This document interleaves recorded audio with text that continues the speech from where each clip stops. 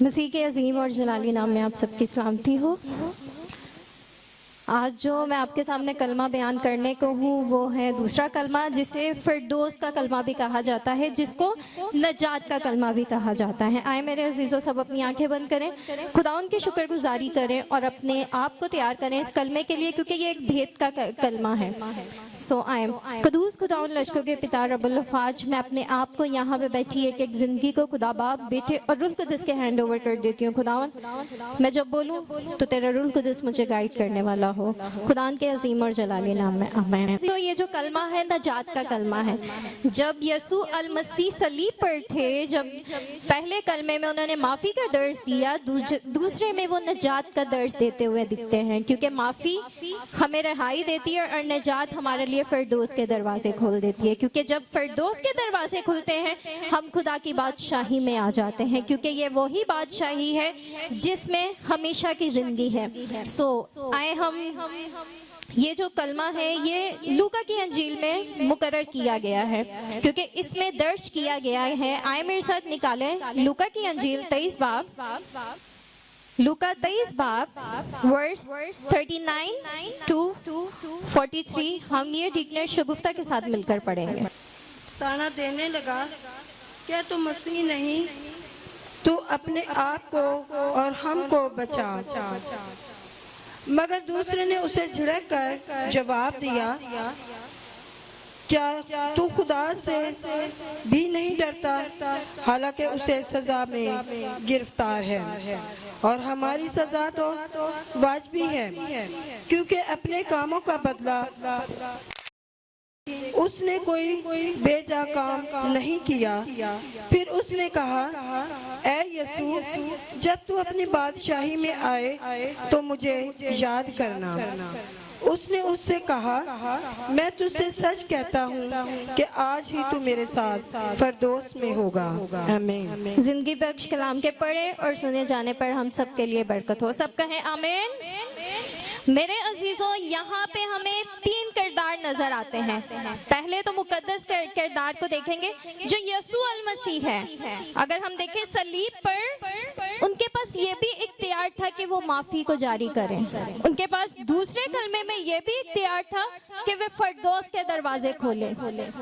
جو یسوع کے آنے سے پہلے ہمارے لیے فردوس کے دروازے بند تھے، انہوں نے دوسرے کلمے میں، کلمہ نجات میں اس دروازے کو کھول دیا۔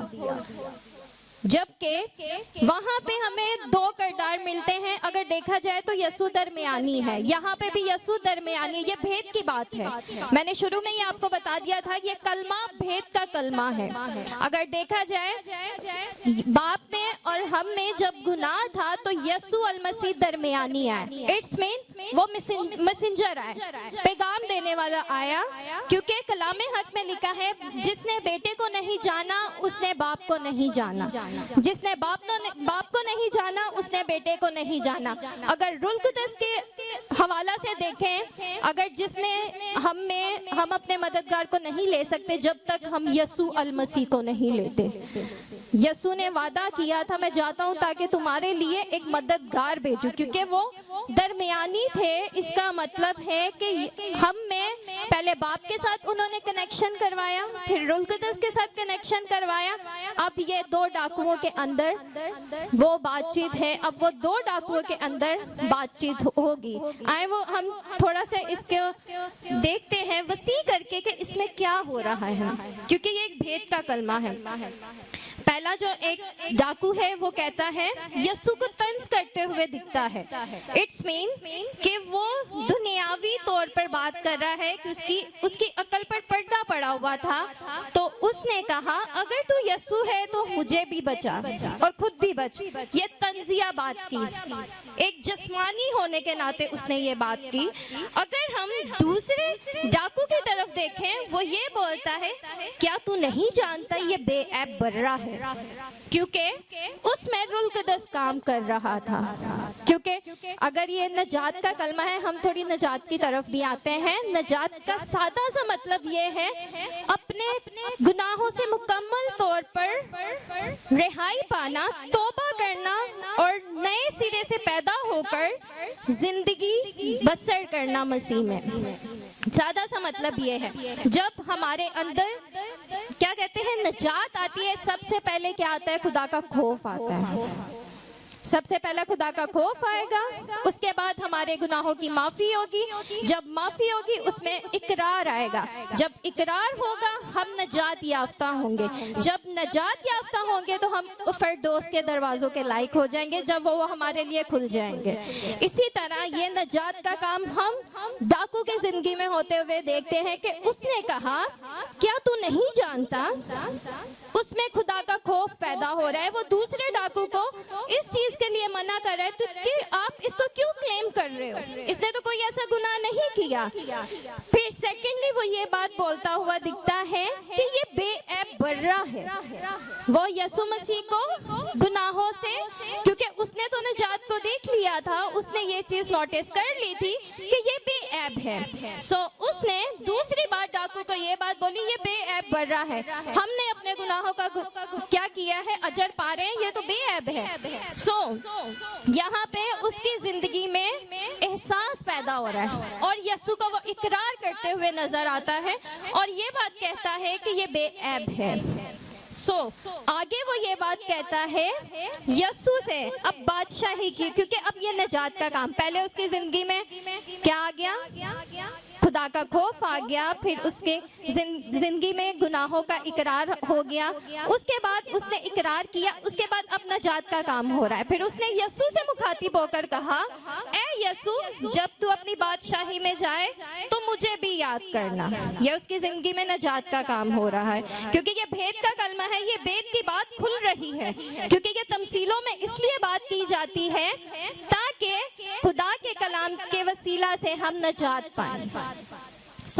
यहाँ पे उसकी जिंदगी में नजात का काम हो रहा है। उसने कहा ए बाप मुझे याद करना। फिर आगे यसु जो उसके पास सलीब पर भी इख्तियार था, लहू लुहान था तब भी उसके पास इख्तियार था, उसने ये कहा, यसु ने आगे डाकू से मुखातिब होकर कहा, वर्स 43 में वो कुछ यूं कहते हैं, उसने उससे कहा मैं तुझसे सच कहता हूँ। पहली बात यसु ने उससे सच कहा, क्योंकि जिंदगी का कलाम वो सच है, वो नूरियत का कलाम है, इस ही मेरे साथ फिरदौस में होगा। आमीन।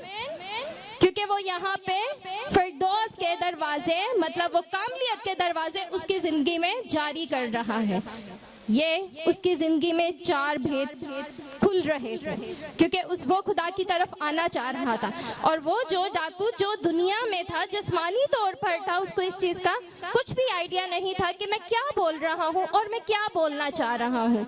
सो मेरे अजीजों, आज हमें जरूरत है कि हमें अपने आप को कंपेयर करना है कि हम किस डाकू की मानित है, जो रूहानी है, जिस पे मुकाशवात खुल रहे हैं, जिस पे भेद खुल रहे हैं, हमने वो डाकू बनना है, या फिर उस डाकू की मानित बनना है जो दुनिया के जैसा है।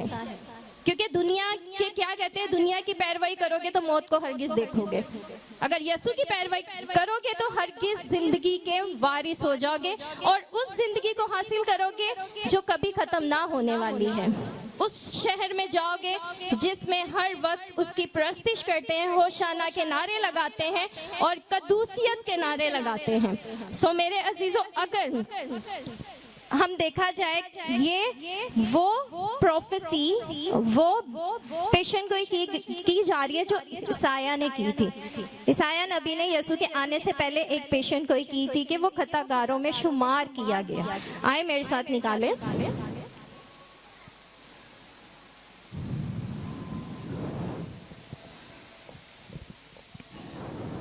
ईसाया चैप्टर 53 वर्स 12, और ये हम जिग्नेश शगुफ्ता के साथ मिलकर करेंगे। इसमें हम देखेंगे कि जो यसु के आने से पहले पेशन गोई की जा रही थी वो भी पूरी यहाँ पर हमें होती हुई नजर आ रही है।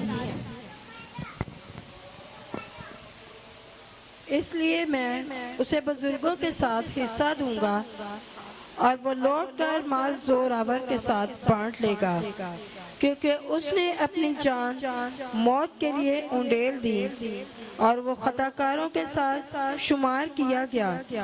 तो بھی میں نے بہتوں کے گناہ اٹھا لیے اور اس اور خطا کاروں کی شفاعت کی۔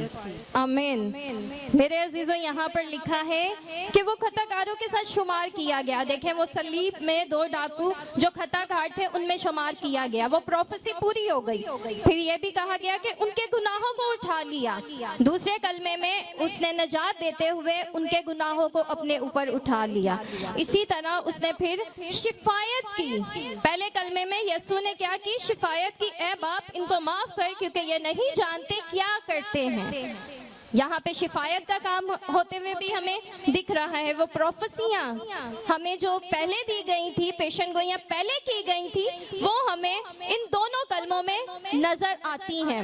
سب سے پہلے وہ ڈاکوؤں میں بھی شمار کیا گیا، اس نے گناہوں کو بھی اٹھا لیا، پھر اس نے شفاعت بھی کر دی۔ دیکھیں وہ کیسا عظیم خدا ہے۔ یہ اگر ہم اس ٹائم کو مد نظر رکھتے ہوئے ہم اپنے کلمے کو بس اتنا ہی کیا کریں گے، اس کے مکاشفات کو کھولیں گے، کیونکہ ہمیں اپنی ٹائم کو مد نظر رکھنا ہے۔ ہمیں ان مکاشفات کو اپنی زندگی میں لینا ہے۔ اگر وہ ڈاکو کی زندگی میں صلیب پر اس کے پاس اختیار تھا، اب تو وہ زندہ ہے، تو اب کیوں نہ وہ ہمیں ہر کچھ دینے کی قدرت رکھتا ہے، وہ سب کچھ ہمیں دینے کی قدرت رکھتا ہے۔ جیسے کہ عیسائیہ نبی کی معرفت اس نے پروفیسی کو پورا کیا، اور اس کے بعد اس نے یہاں پہ ڈاکوؤں کی زندگی میں کام کیا، اس کے لیے فردوس کے دروازے کھول دیے تاکہ ہم اور میں اور ہم سب مل کر خدا کے ساتھ فردوس میں اس کی بادشاہی کا اعلان کرنے والے بن سکیں۔ میرے عزیزوں، یہ بہت خوبصورت بات ہے۔ یہ ہر کسی کے بس کی بات نہیں ہے کہ موت کے منہ میں سے نکل کر دوسروں کو بچانا، دوسروں کے لیے مار کھانا، یا دوسروں کو یہ بات بولنا کہ اے باپ ان کو معاف کر کیونکہ یہ نہیں جانتے کیا کرتے ہیں۔ میرے عزیزوں، میں یسوع کی شان میں کچھ یوں بیان کروں گی۔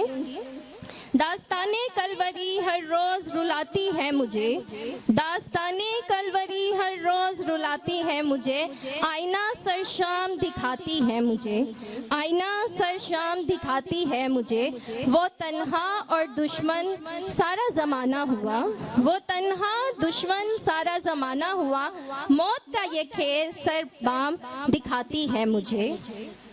بھری محفل میں کوئی اس کا ہموار نہ ہوا، بھری محفل میں اس کا کوئی ہموار نہ ہوا، صلیب دو کی گونج راتوں کو جگاتی ہے مجھے، صلیب دو کی گونج راتوں کو جگاتی ہے مجھے، ہر بہتے زخم سے یہی صدا آتی ہے مجھے، ذلت اٹھا کر دوسروں کو فردوس کی عطا، ذلت اٹھا کر دوسروں کو فردوس کی عطا، کیسے بیاں کروں شان خدائے نظر آتی ہے مجھے۔